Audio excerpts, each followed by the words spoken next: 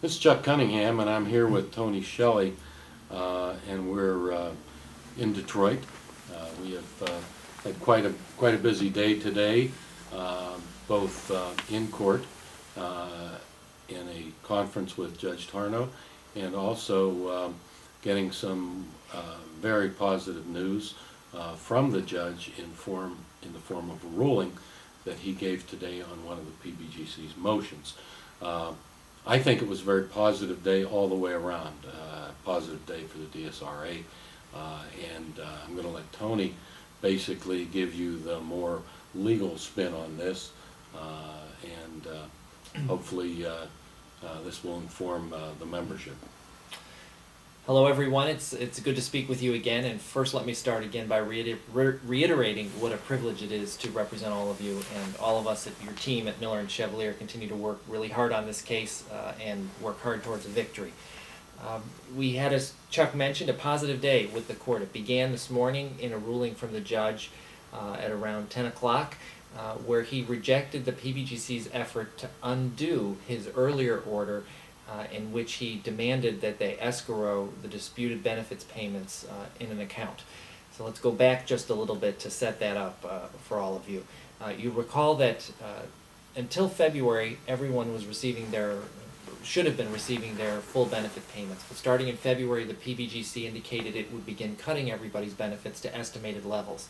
And that's occurred, we understand, for many people starting in February and more people than again in March. So we moved to the court to tell the court that that was an intolerable situation and that we should be given an injunction to stop the PBGC from cutting the benefits while our case was proceeding. The PBGC fought that tooth and nail, arguing that we didn't have a chance of success, which they're of course wrong about, and made a lot of other legal arguments. And the court, in a ruling about a month ago, said that it was not going to let the PBGC simply make these estimated benefits cuts. And what it did was it took the measure of requiring the PBGC to put the disputed amounts in an escrow account or otherwise make the PBGC stipulate that it will make everyone whole when the time comes.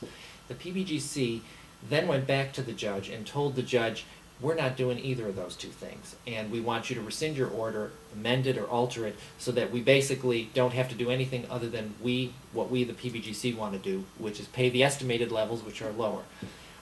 We opposed that, of course, and the court today issued a ruling that said that accepted all of our arguments and rejected all of the PBGC's. And what's particularly noteworthy was that the court went out of its way to reject the PBGC's argument that somehow, if it improperly terminated our plan, that in the end we're not going to be entitled to any form of relief, and simply this plan is going to be given broken back to some other entity. The court said, forget that. The court said the statute that's at issue here allows these people, us, to get relief, equitable relief, and he will not accept the PBGC's position that at the end of the day they won't have to do anything to make us whole and right the wrongs that have occurred in this situation. We thought this was a very positive development, and so the PBGC now is put in a real quandary.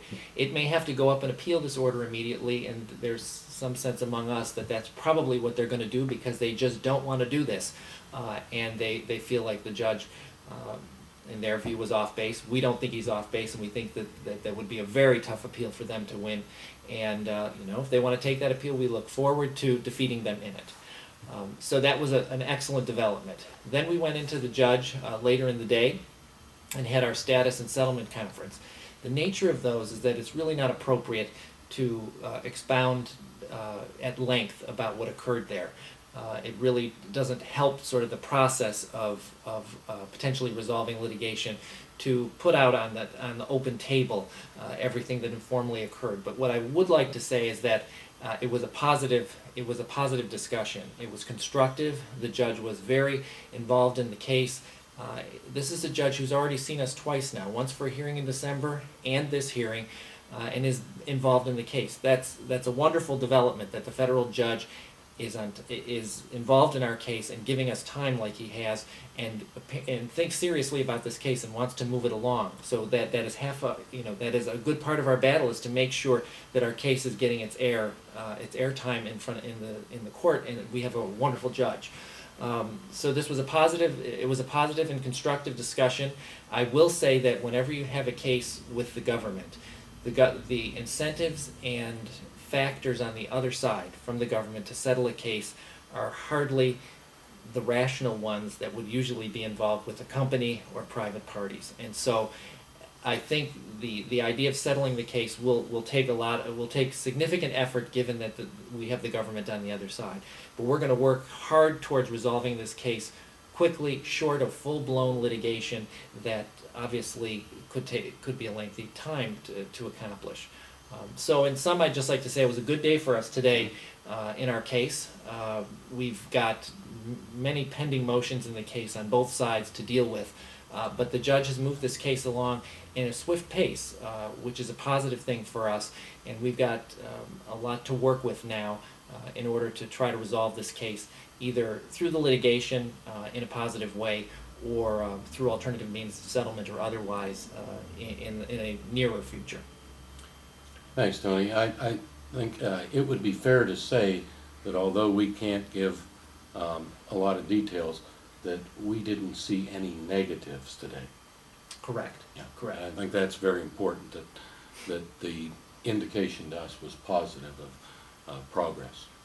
Yeah, I think it was a positive development to put everybody in the same room and talk about the case, and to get the judge's indications informally about the issues he saw in the case, and the discussion from the indications from the judge from our perspective were positive. Mm-hmm. So we may see some new efforts by the PBGC to stop the escrow accounts that we're getting, and we'll be in touch with all of you, of course, at appropriate times to give you an appraisal of the developments on that front, because I think the case is going to move rather quickly through that issue over the next few weeks. Thanks. And thank all the DSRA members for their continued support of our legal and legislative activities. Without that support, we wouldn't be this far, and believe me, we've come a long way. Thanks again.